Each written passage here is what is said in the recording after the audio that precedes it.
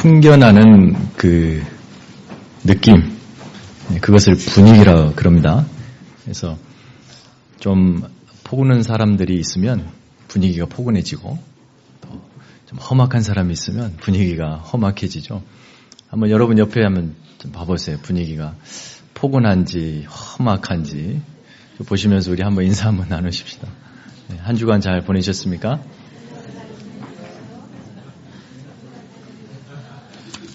전반적으로 분위기가 포근한 것 같아요. 여러분, 1960년대 미국은 그 시기를 대단히 사회적으로, 국가적으로 전환의 시기로 기억합니다. 평가하죠. 1차 세계대전이 끝난 후에 전쟁이 다 마치고 젊은이들이 결혼을 미뤘어요. 전쟁 때문에.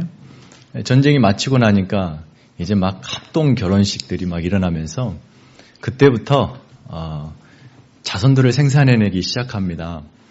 그래서 40년대 중반부터 60년대까지 대략 한 20년의 기간을 베이비 부머 시대라고 그래요. 그때 막 폭발적으로 자손들이 태어나고 60년대 되니까 미국 인구의 거의 30%가 그 시대에 태어난 사람들로 채워지죠. 그렇게 사람들이 베이비 부머들이 태어나는 그 시기에 또 맞추어서 대단히 국가적으로 사회적으로도 변화가 심해집니다. 먼저 이 사상적으로는 보수에서 진보로 넘어가는 시기고요. 그리고 문화적으로는 전통이라는 것에서 자유로 넘어가는 시대가 되었습니다. 그래서 부모 세대가 생명을 걸고 지켜놓았던 전통, 가치, 사회적 관습 이런 것들이 순식간에 단숨에 바뀌어져 버려요. 이 베이비 부머 시대가 내건 기치가 있어요. 슬로건이 있습니다. 그게 뭐냐면 있는 그대로 말하고 원하는 대로 하자였습니다. 있는 그대로 말하고 원하는 대로 하자. 좀 좋게 말하면 자유롭게 살자. 좀 과격하게 말하면 막 살자. 이런 거죠. 그래서 이전 부모 세대들을 보면은 그들이 몸담고 있는 공동체가 있어요. 그 공동체가 만들어주는 가치가 있습니다. 그래서 그 가치가 삶의 기준이 되고 그래도 나름 객관적인 기준이 되어서 그 기준에 맞게 살았던 부모 세대가 있는데 그들과 달리 이 자녀 세대들은 우리가 사는 이 시대의 우리만의 가치를 우리가 만들 수 있다. 또 가치가 좀 그러면 그냥 우리 가치 없이 자유롭게 살 수 있다. 구애받지 않을 권리와 자유가 있다. 이렇게 선언하고 나선 것이죠. 혁명입니다. 왜 혁명이라 그러냐면은 부모의 세대에 붙들고 있었던 모든 가치 기준들을 다 거부하기 때문에 그렇습니다. 마치 여러분 이 브레이크 자동차를 타시면 브레이크가 이 도는 로터를 꼭 잡아주면 멈추는 거죠. 제어를 하는 거죠. 통제를 하는 거예요. 그런데 이렇게 통제를 하고 있는 상태에서 악셀레이터를 계속해서 밟아대는 거예요. 그래서 그 힘을 점점 못 이겨서 마지막에 브레이크가 그만 놓아버리죠. 그러면 어떻게 되겠습니까? 엄청난 속도로 튕겨져 나가는 거예요. 바로 그런 이 젊은 세대가 바로 그랬습니다. 그래서 혁명이라고 쓰는 겁니다. 무엇보다도 도덕성의 혁명이 왔어요. 여러분, 저는 기억에 중학교 때 도덕을 배우고 고등학교 때 윤리를 배운 기억이 있습니다. 그냥 이렇게 기억만 하는 것은 제가 도덕과 윤리를 못했다는 건데 정말 못했어요. 근데 여러분 도덕과 윤리는 같은 말이 아니에요. 같은 말처럼 쓰는데 엄연히 다릅니다. 대단히 달라요. 윤리라고 하는 것은 절대적인 거예요. 그 시대에. 그리고 규범적이에요. 명령입니다. 그런데 도덕이라고 하는 것은 상대적이에요. 규범이라기보다는 서술이에요. 그리고 명령이라기보다는 설명입니다.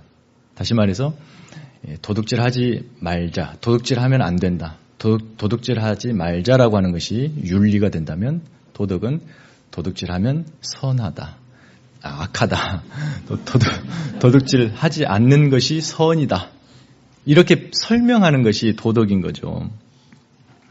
베이비 부모들이 도덕성의 혁명을 가져왔다. 이 말은 그들이 가진 윤리적, 도덕적 관념들이 부모 세대가 가졌던 윤리 체계와 완전히 뒤바뀐, 달라졌기 때문에 그렇게 말하는 거예요.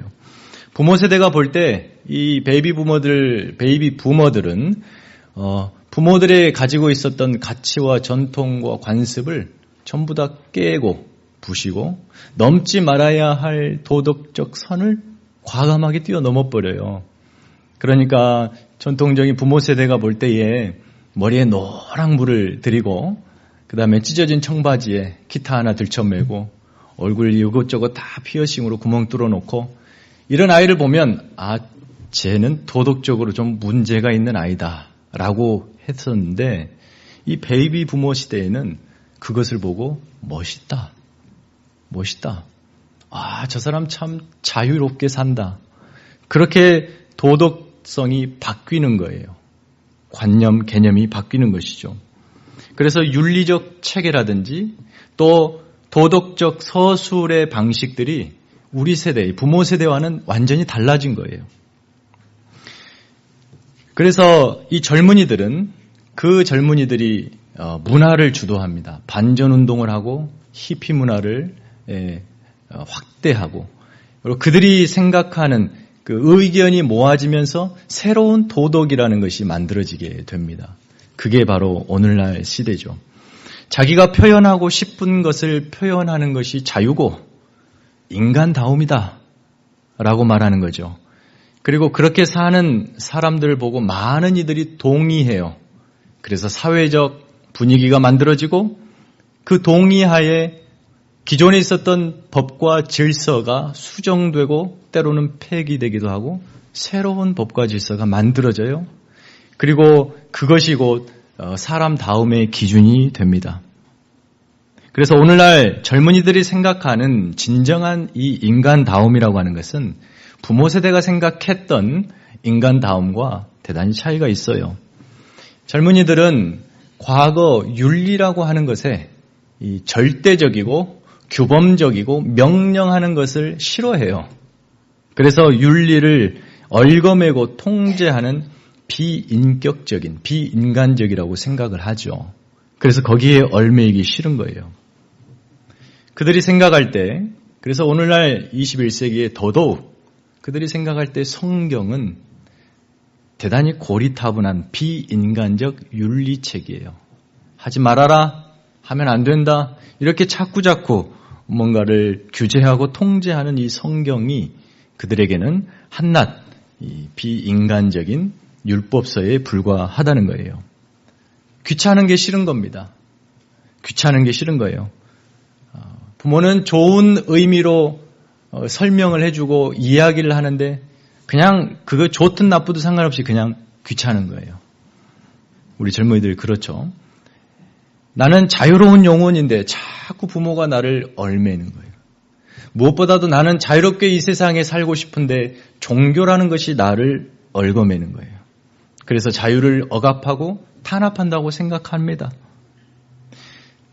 과거 콜럼버스가 신대륙을 발견하고 환호했던 것처럼 오늘날 젊은이들은 자유를 발견했다고 환호하며 살아가요. 그곳에 진정한 인간다움이 있다고 믿습니다. 자유로운 삶을 살면서 이 자신만이 가진 고유의 가치를 창조해내는 그 인간다움 멋지죠. 그런데 이 진정한 자유를 누리기 위해서는 이 젊은이들에게 요구되는 게 있어요. 모든 얽어매는 것을 거부해야 합니다.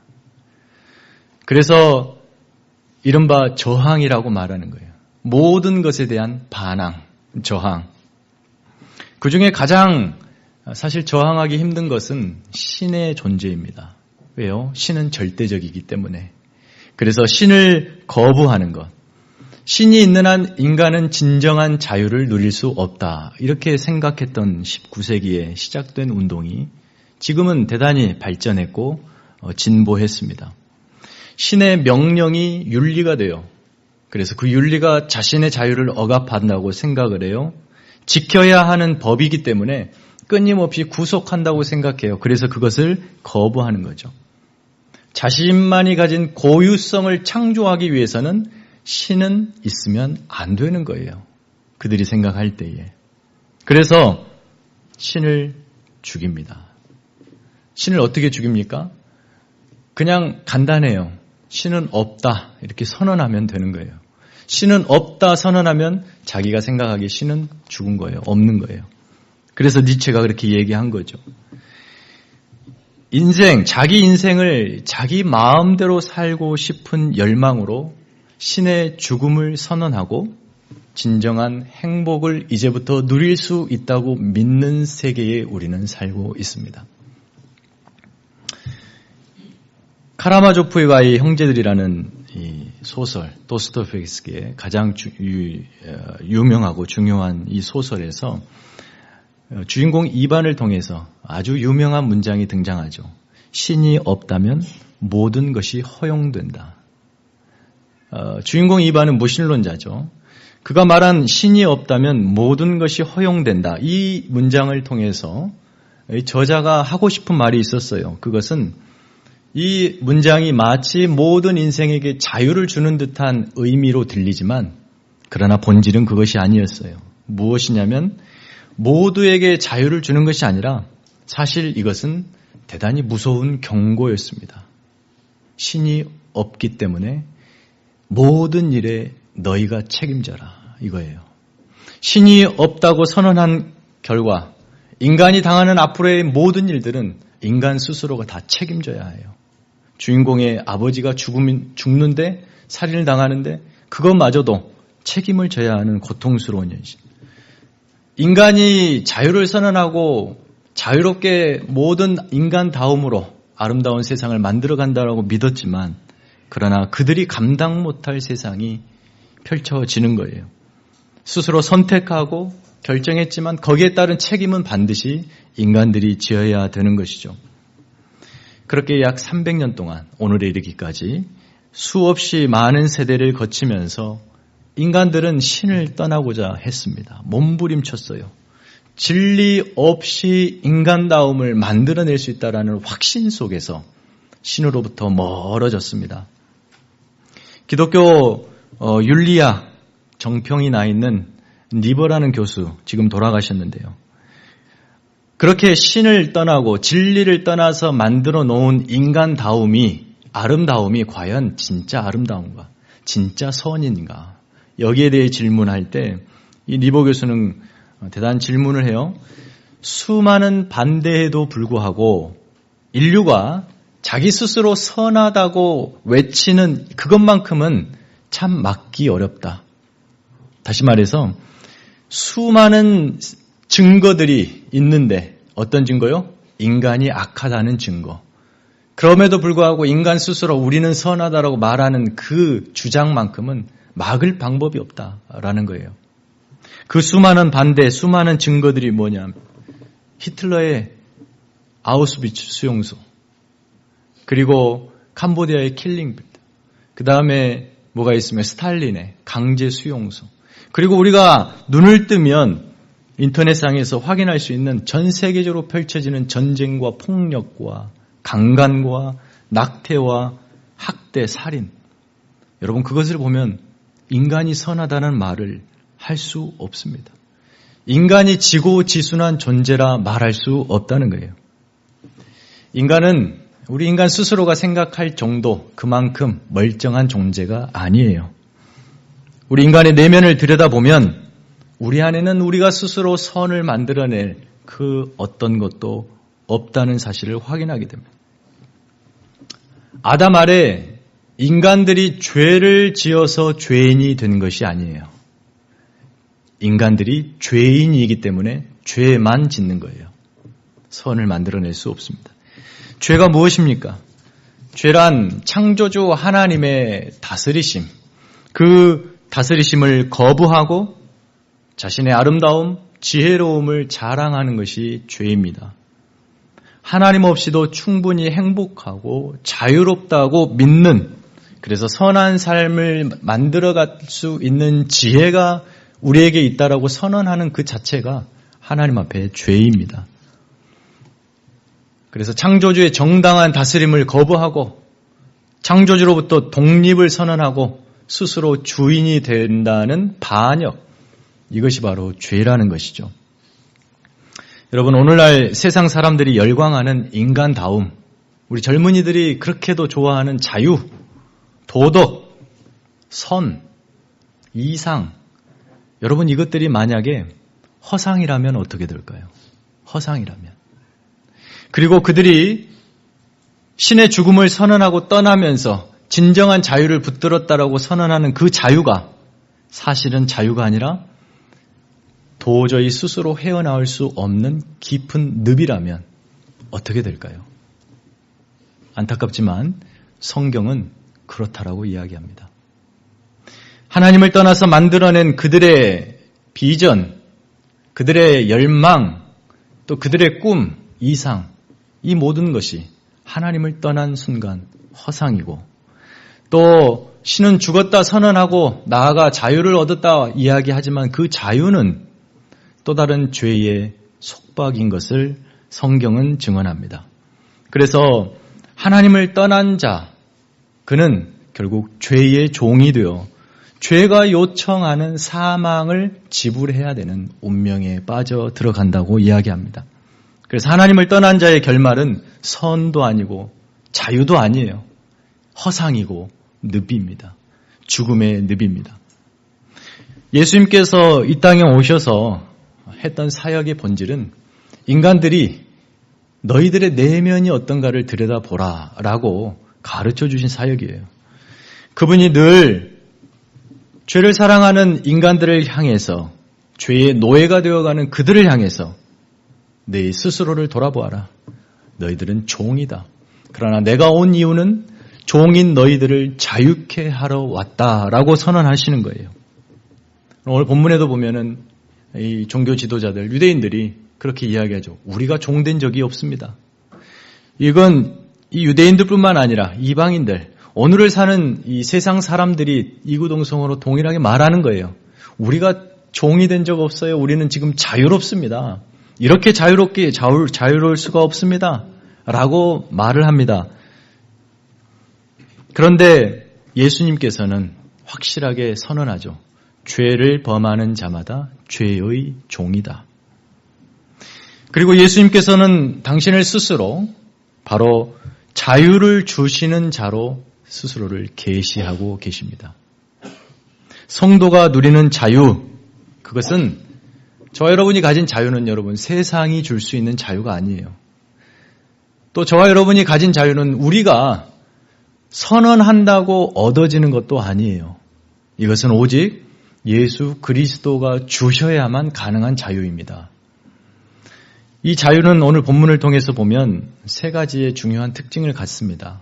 간략하게 보면은요. 첫 번째는 이 본문을 통해 볼 때 예수님이 우리에게 주는 자유는 전적인 은혜로 주어지는 선물인 자유예요. 다시 말해 유대인들은 자신들이 아브라함의 자손이고 혈통이고 민족적으로 자유로운 백성이라 유대인이기 때문에 자유가 있다라고 믿고 사람들 앞에 자랑했죠. 유대인이어서 자유가 있는 것이 아니라는 말이에요. 또 오늘 세상 사람들을 보면은 진리를 거부하고 하나님 신의 죽음을 선언해서 자유가 얻어졌다라고 하는데 그렇지도 않다는 겁니다. 사람의 노력으로 얻을 수 있는 자유가 아니라는 거예요.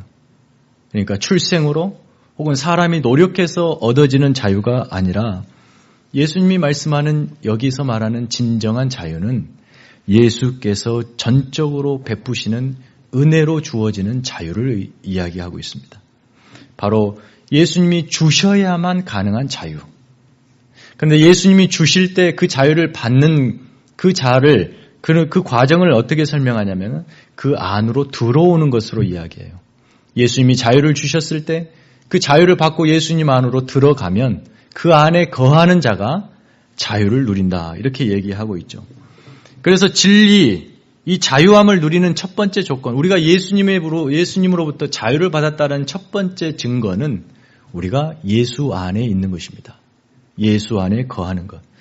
바울은 그것을 그리스도와의 연합이라고 설명하죠. 늘 그분과 하나 되어 연합되어 살아가는 그에게 자유가 있다는 거예요. 요한복음 5장 15절에 여러분이 잘 아는 나는 포도나무요 너희는 가지라. 그가 내 안에 내가 그 안에 거하면 사람이 열매를 많이 맺나니 나를 떠나서는 너희가 아무것도 할 수 없음이라. 그리고 16절에 사람이 내 안에 거하지 아니하면 가지처럼 밖에 버려져 마르나니 사람들이 그것을 모아다가 불에 던져 사르느니라. 예수님을 떠나는 것은 포도나무에서 그 가지가 스스로 독립하는 것과 마찬가지.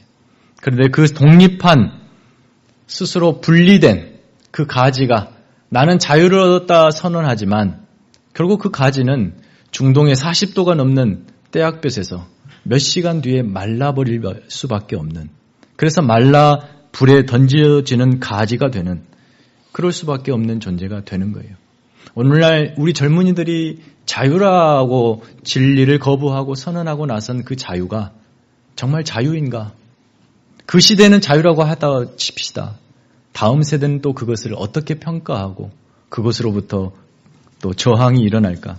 그런 걸 생각해 보면 하나님을 떠나서 자유롭다라는 이 개념 자체가 이 시대에 팽배해져 있는데 상당히 오류라는 것을 알 수가 있습니다. 저와 여러분이 성도로서 가진 자유는 예수 안에 머무는 자유입니다. 그 안에 거할 때, 그 안에 연합할 때 누려지는 자유. 그래서 예수를 떠나서는 결코 자유란 없습니다. 예수님이 성도에게 주시는 이 자유의 두 번째 특징이 있어요. 그것은 바로 일시적이 아니라 영원한 것이라는 거예요. 35절을 보니까 종은 영원히 집에 거하지 못하되 아들은 영원히 거하나니. 종과 아들은 그 신분과 지위에 있어서 하늘과 땅 차이입니다.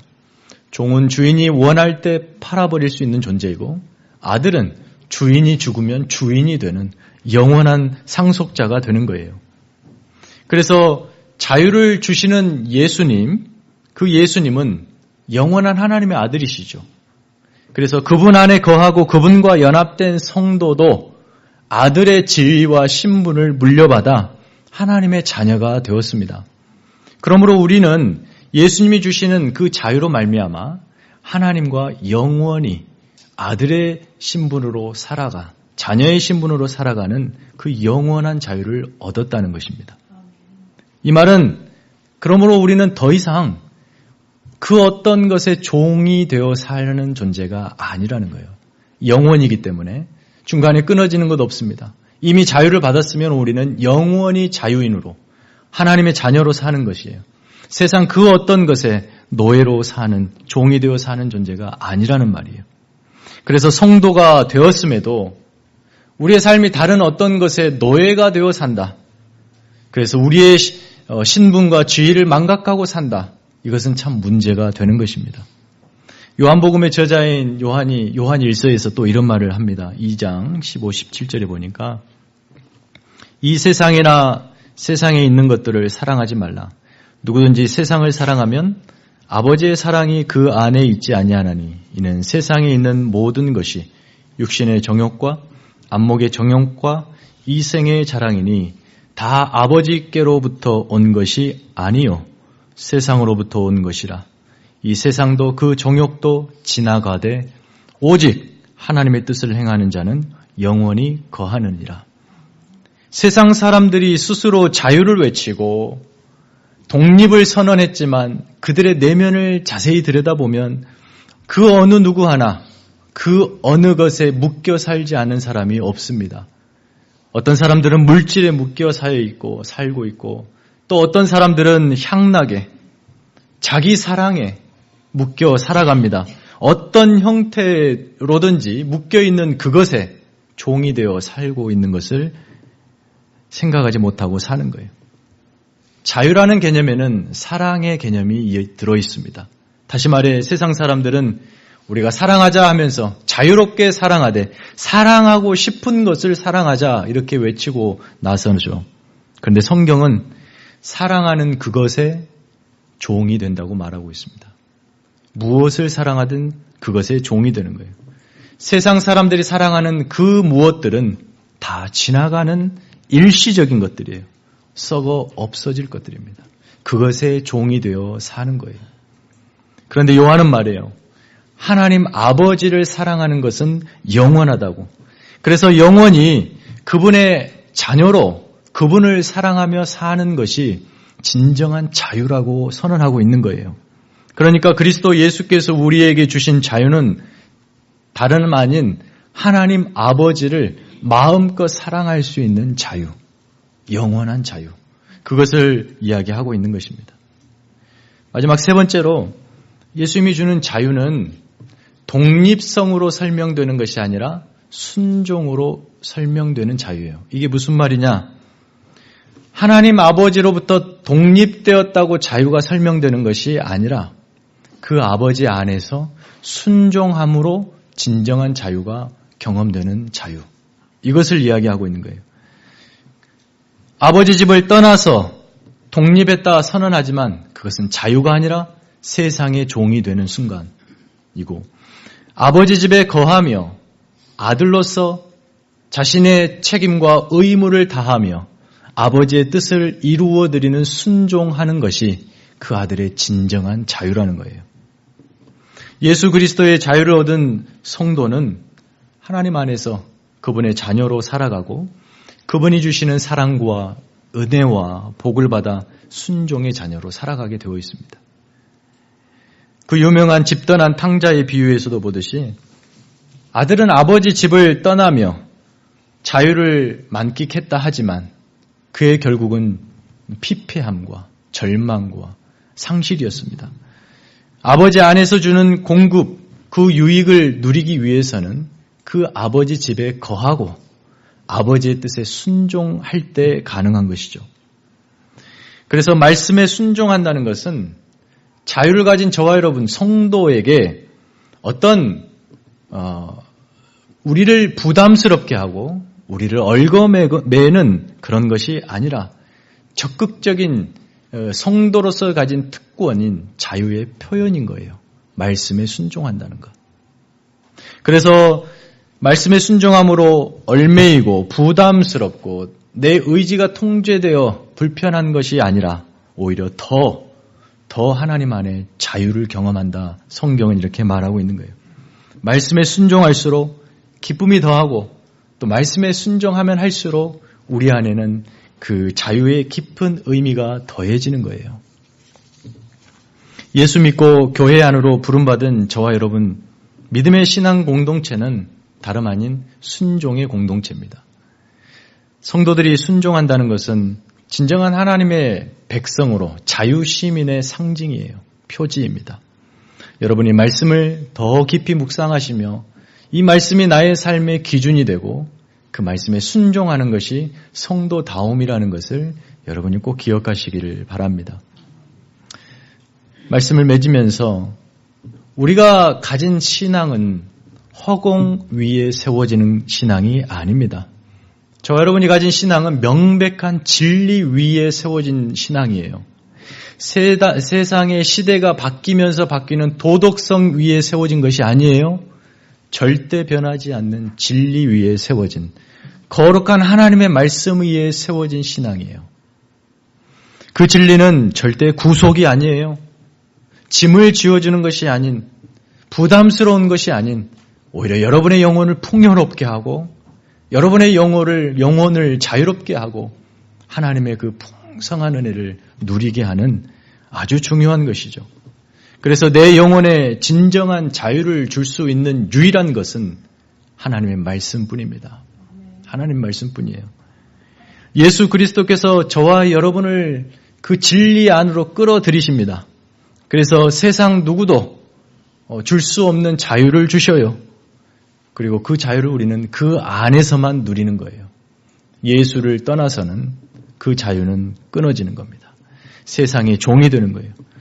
세상 사람들이 제 아무리 우리는 자유롭다, 인간답다, 선을 만들고 아름다움을 창조한다 외치며 살아가지만 그것을 여러분이 부러워할 것도 또 그것을 부러워할 것도 필요도 없습니다. 왜냐하면 말씀드렸듯이 그들이 붙들고 만들어내는 창조물들은 전부 다 허상이며 스스로 나올 수 없는 깊은 늪으로 점점 빠져 들어가는 것이기 때문입니다. 그들을 향해서 긍휼히 여기시고 불쌍히 여기는 우리가 되어야 되겠죠. 영원한 자유를 가진 우리는 그 어느 것에도 다시 종이 될 수 없습니다.